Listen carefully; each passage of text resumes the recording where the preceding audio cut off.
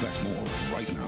You're watching Wave 3 News. When we'd go to bed, he'd go to bed early and he'd say, I don't want any noise on, no lights on. And I didn't understand.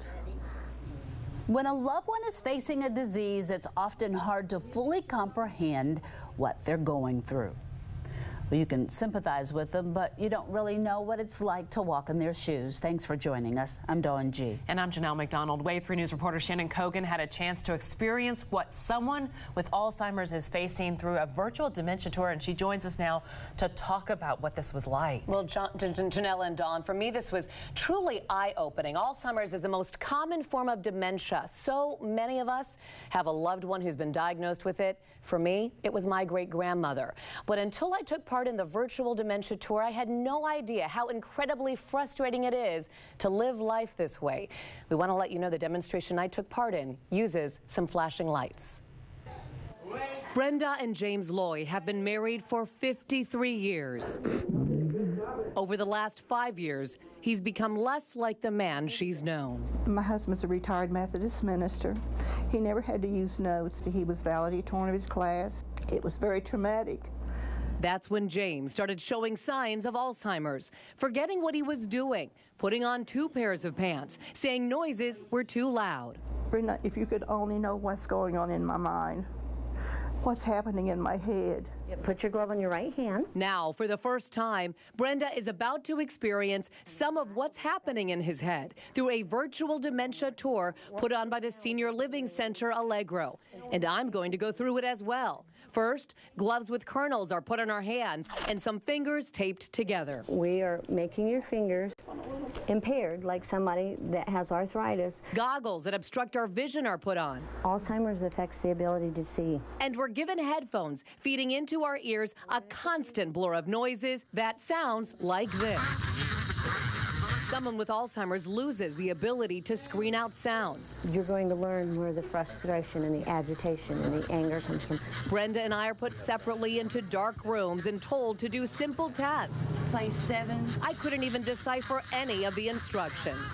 I didn't hear a word you said, though.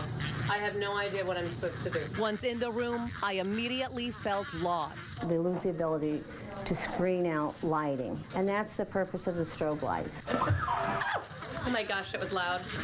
It scared me. The constant sounds made it almost impossible to concentrate. I want to turn this off. It's making me nervous. I was told to put a belt through a pair of pants loops. You can't get your fingers to move, right? It's not easy to do something that usually is pretty easy. Brenda was just as confused and immediately broke down. I didn't realize I was in a closet until I felt the hangers. She describes the sensation like every receptor isn't working and finally understood what her husband's recent years have been like. He'd say, I don't want any noise on, no lights on. And I didn't understand. And sometimes I may have been negative because I didn't understand that he was experiencing what I just experienced. It's estimated 5 million people have to face this. Alzheimer's is not a normal part of aging. It is devastating for the individual as well as the caretaker, like Brenda. It opened my eyes in a good way for me to see, but in a bad way for me to know that my husband deals with that every day, and there's not a thing you can do about it. You just have to let it run its course. Recently, they made the difficult decision to move James into Allegro. How much I love you. Where Brenda visits every day, remembering these moments. The other night, dear, as I lay sleeping, I dreamed I held you in my arms. You'll never know, dear, how much I love you.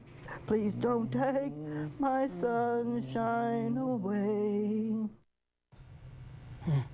Well, this is so personal for Brenda and her family. It was hard to share, but she wanted to do so. She hopes that by talking about what her family has been going through, it will increase awareness about Alzheimer's and hopefully funds, too, that go into research. And if you would like to experience that virtual dementia tour for yourself, Allegro will be doing this again in August, so we have a number to call at our website, wave3.com. But really a good thing for a caretaker to do, because sometimes you can get frustrated, but then you understand what that person is facing. What's the #1 thing that you took away that you would give advice to caretakers? Oh gosh, I mean, for me, Janelle, that the noise was the most frustrating part, and it made you so confused, and I understood why when you talk to someone with Alzheimer's, they don't grasp what you're saying because they're so distracted. I think for people who are talking to caretakers too, you have to remember they are going through something too. They're watching somebody go away slowly. Yes, that's so tough, yeah. Thanks, Shannon.